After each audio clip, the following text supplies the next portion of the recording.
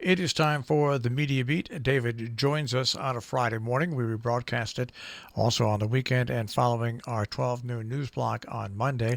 David is a PBS television correspondent reporting on ethics and belief. He has his own website, which is called themediabeat.us, and we are so happy that he joins us every Friday morning, and we take a look at the media in general. Good morning, David. Well, hello to you. Not from my normal base in New York City, the media capital of the world, but as you know, from the other side of the Atlantic. I'm in Ireland still and happy to be here in a relatively balmy Dublin's fair city, not at all cold like your place right now. You know, it's interesting. One of my friends visits and travels a lot, and she received, you're going to love this, she received a travel kit from a travel agency in Ireland because she goes there quite a bit, and she was thumbing through it, and there was a picture of her visiting a farm. So she made her mark. She had made her mark. So she was part of that, which I find pretty cool. And she. Well, I'd like to have my photograph taken while I'm here. Nobody seems to be that interested so far, but I would hope so.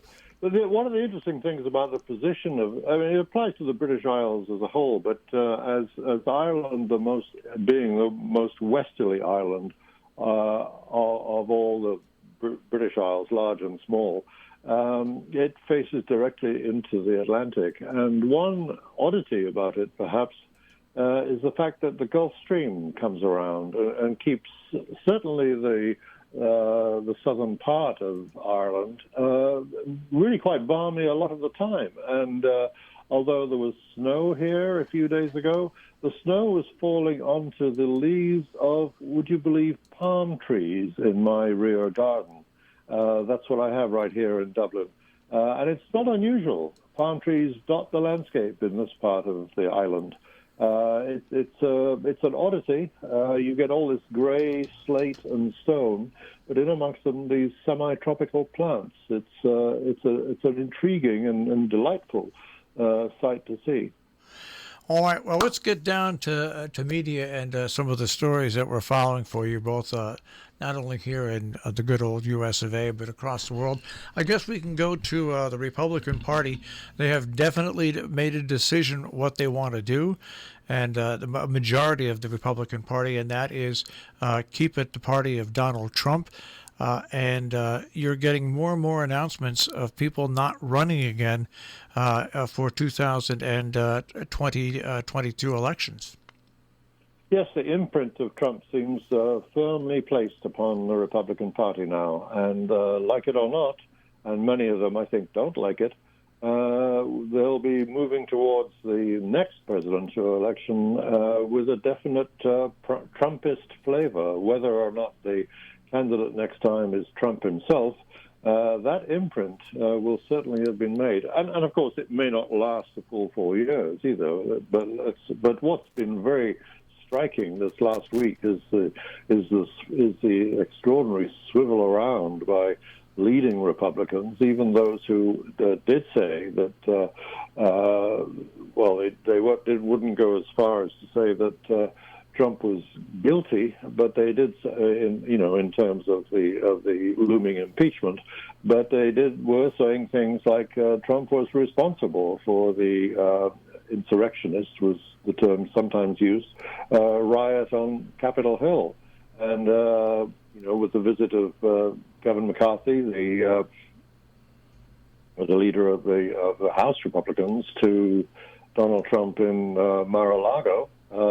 Visiting the emperor in exile almost, you had a mending of relations, apparently.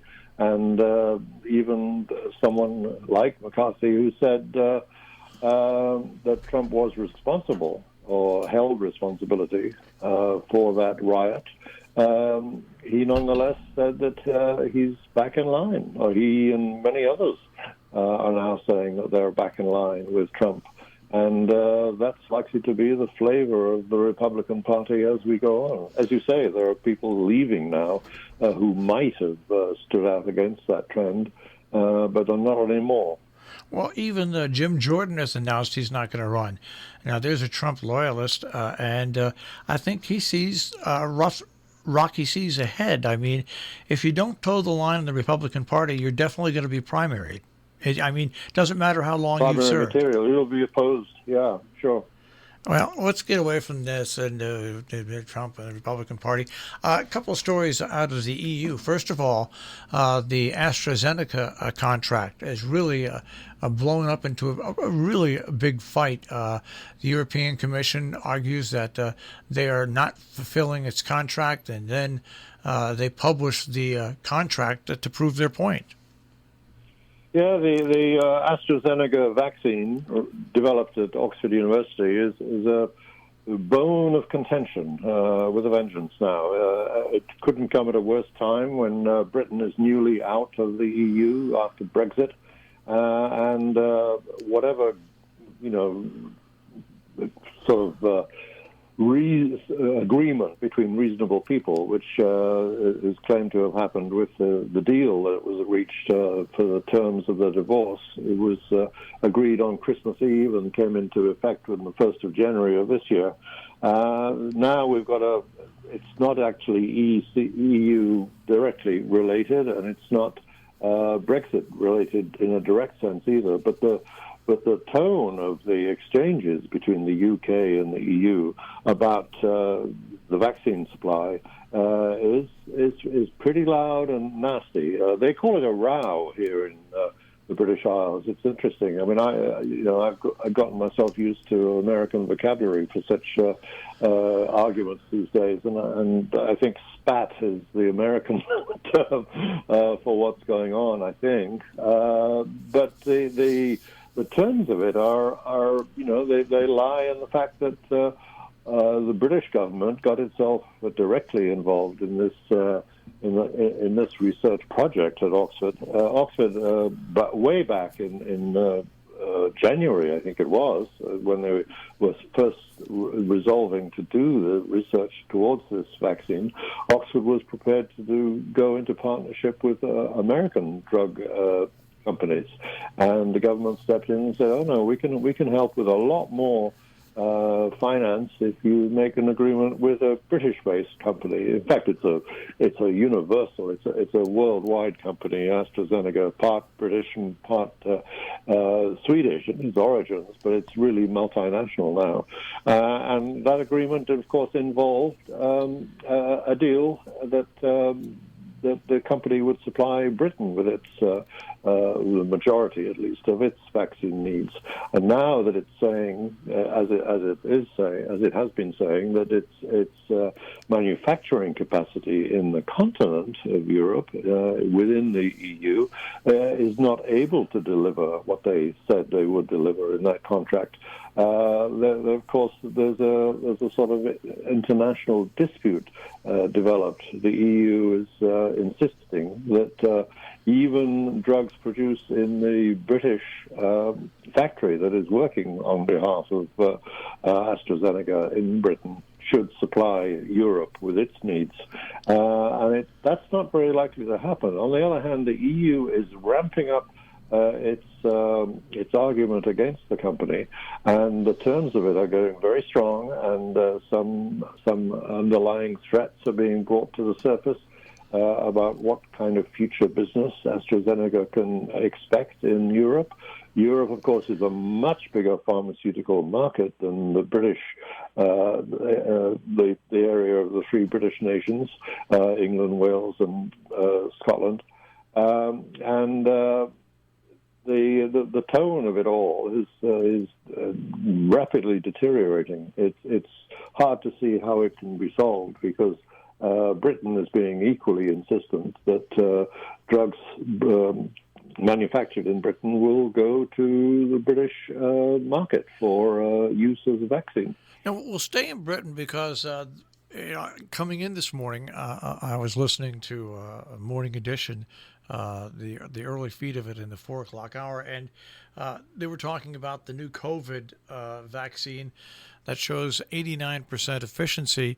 The only problem that they see with it so far in the limited testing by about 15,000 people was it that it was only about 60-some% effective with the Australian COVID-19 strain, but that is yet another one, along with Johnson & Johnson, that will soon come out on the market, obviously. Yeah, Novavax is not very well known. It's rather amongst the lesser known pharmaceutical companies, but it is American. But it's been testing. Its trials for their vaccine has been going on in Britain, in South Africa, and some in the United States as well. But the biggest test, the widest test, 15,000 volunteers in the trial in Britain, have shown to very nearly 90% effective. Yes, it's quite striking. But the interesting thing is that while they are confident that it is effective against even the new, more contagious version of the virus that was first found in Britain, it's not as successful, evidently, when put against the variant that has been found in South Africa. Only 60% effective there, or even less, depending on how you cut the numbers. But that South African trial is smaller. It's not definitive, and we will have to see what the overall outcome is. But it's been welcomed in Britain and indeed in Ireland, because they expect to be able to get some of that supply too, in the same way that they're getting the AstraZeneca one. 3.5 million doses are coming to the way of Ireland, where I am now. But the brand new one, which will come under scrutiny and will presumably, everyone seems very confident about it, presumably get regulatory approval very soon, probably even next week. That will boost Britain's capacity for rolling out vaccines, and which have, in fact, unlike the British government's history with COVID, which has been spotty to say the least, is now looking a lot better now that we've turned the corner and there is a vaccine as part of the equation. That rollout seems to be going quite well, as it is indeed here in Ireland, if a little more slowly. And the medical profession overall in Britain is expressing a great deal of optimism now since the Novavax was publicized yesterday. All right, we're speaking, of course, with David Tereshchuk. It is the Media Beat here on Robin Hood Radio. Now, once again, because you've been over there now for a while, Joe Biden, as President of the United States, has really issued a bunch of executive orders. What I find so interesting about this is that members of the Republican Party are criticizing for the number of executive actions, but 90% of these executive actions are executive actions that countermand executive actions that were written by President Donald Trump. That's in the nature of presidential executive orders, yes. The president can make them, and another president can unmake them. It's one of the costs that you have to take into account every time you argue for and welcome, when it happens, a presidential executive order. It's always likely to be countermanded by someone from the opposite side when they take office. And it's not the best form of government. I know that I've been hearing that the Biden camp is, the White House staffers in particular, are very disappointed with the editorial line taken by the New York Times, saying that rule by diktat almost is the way that the criticism is tending. Rule by diktat, by executive order, in other words, is hardly a great example of democracy at work. Well, these are difficult times, I think, and that's the attitude of the White House, I think, that they're necessary, that's certainly necessary to undo what was regarded as enormous damage by the Trump administration. So for the time being, at least, until the legislative program can start up, in any real way, I think we're going to have to get used to Biden ruling by diktat almost every day. Well, it's interesting because presidents really this basically started back with the original George Bush, and it all came seeking a quicker way to engage against Iraq with what they did, but more and more the office of the president has taken a lot away from the House and the Senate, and the House and the Senate. Really, we saw when it was controlled by Republicans, from the president right down to the House and the Senate. The president really is dictating policy where really most years and years and years ago, Congress and the Senate were meant to guide policies through, and they've lost more and more of their power, and presidents have taken more and more of that on. Absolutely, and the development of the so-called imperial presidency has been one of the characteristics that most disturbing, I think, over the decades with the U.S. presidency. But in some ways, it's inevitable. Also, when you consider the role of both chambers of Congress, but in particular the Senate.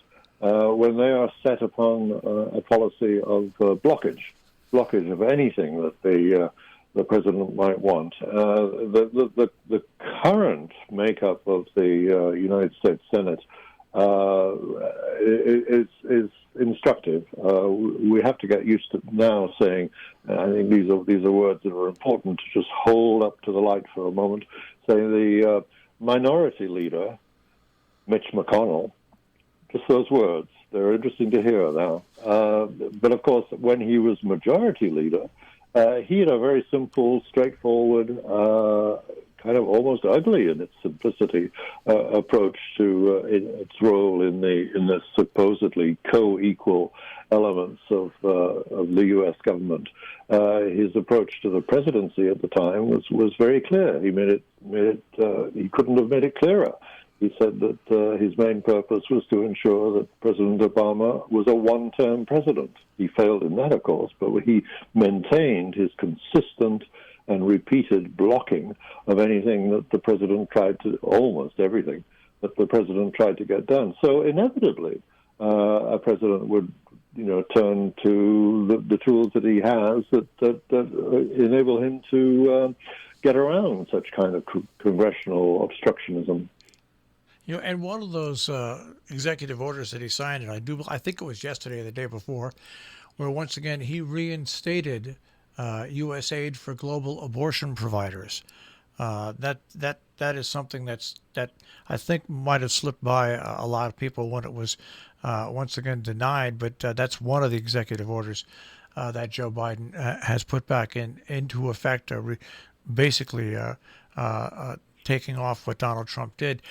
I want to ask you a question. Something that, of course, is a political football in the way that it has been ever since President Reagan setting up that ban on federal funding for organizations that support or who, particularly population control agencies that engage in the support of abortion as an option for women.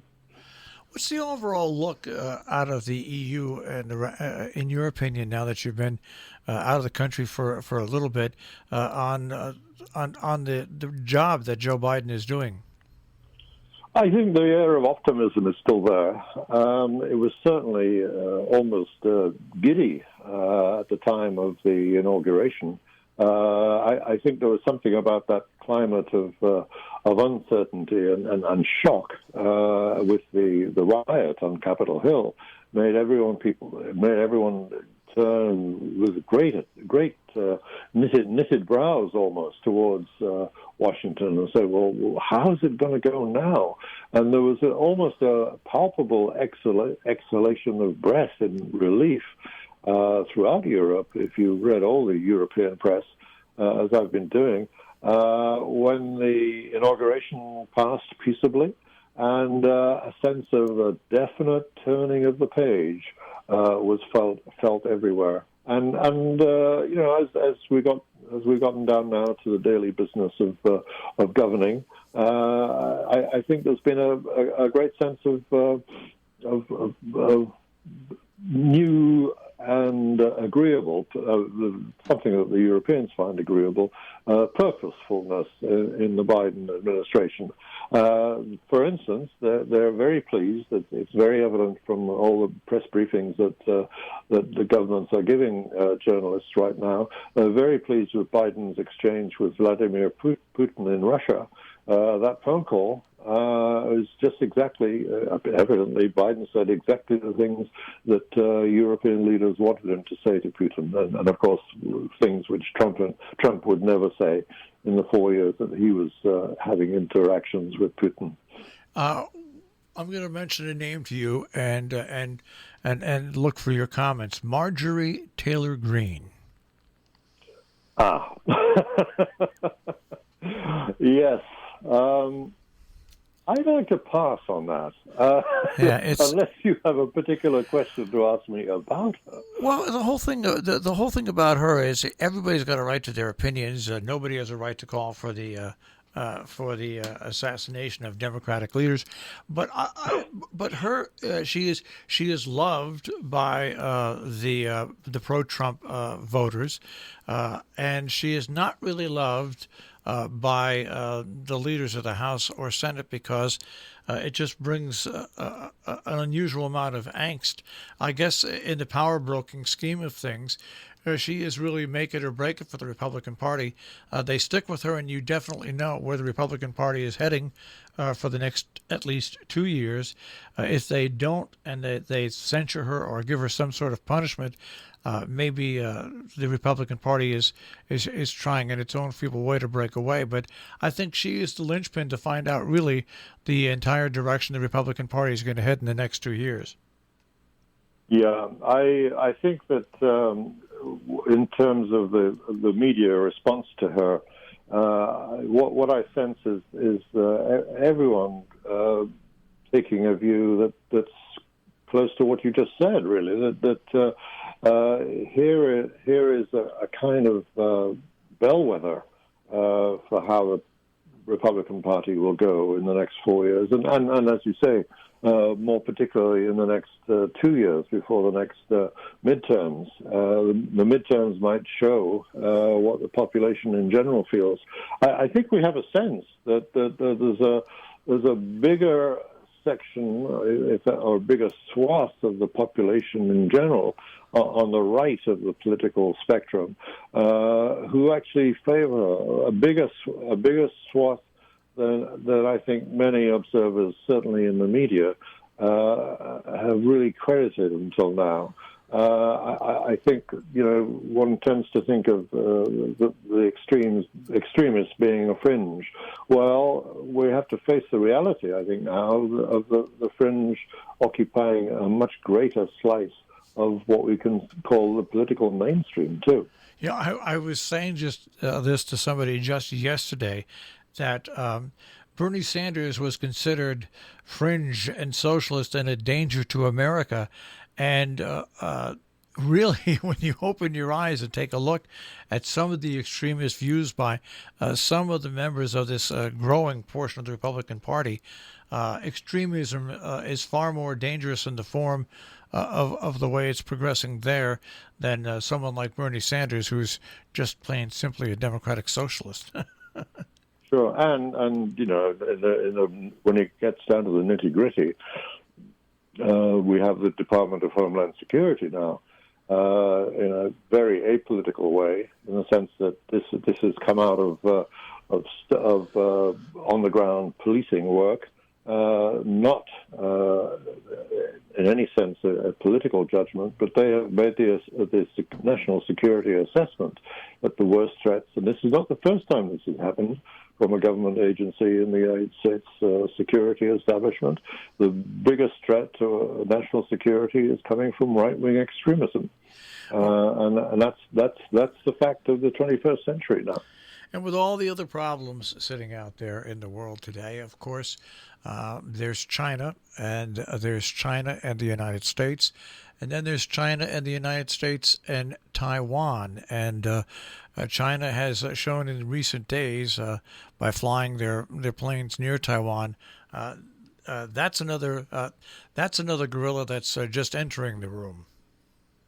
Well, it's been there all along, of course, but it's all a matter of how you react to China. And again, there'll be a shift from the Biden administration. That's already clear. But I don't think it's been in any sense a reversal of Trump positions, but just a change in rhetoric and a change in the tone of the United States diplomatic relations with China. But there will be a firmness to it that wasn't present before, and it'll be a little less bluster and a little bit more assertion of what the region as a whole, those people, those nations in the Far East who are not allies of China, and they need every bit of support from America that they can get.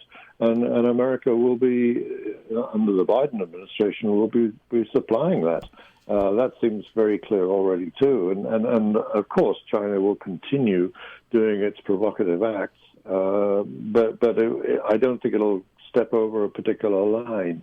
One of the things about the Chinese is that they're very careful in what they do. It's provocative for sure, but it's a kind of measured provocation.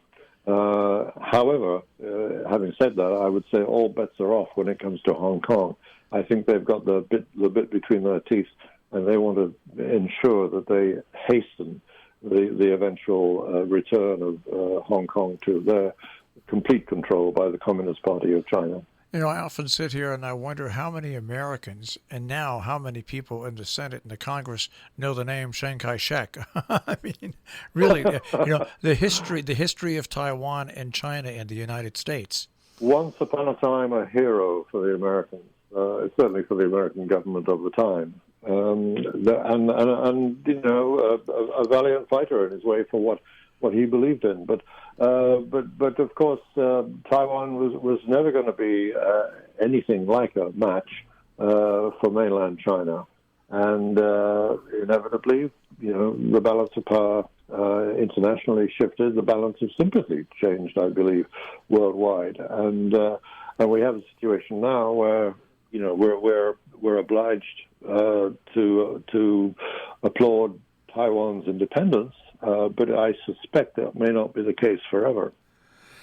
Well, it's always interesting, David, and especially taking now, you can take that look at that world view from in not only the world events that are going on, but what America's influence is. And I think it's nice to see America creeping back on the world stage again.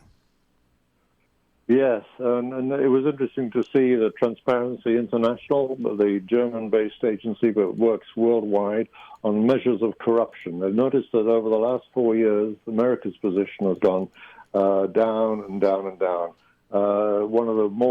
It's becoming classed amongst the more corrupt countries of the world. It's a sad sight, but I can imagine it might start to turn around now and start climbing up that scale. All right, David, we'll check with you next week. Have a great week. You too.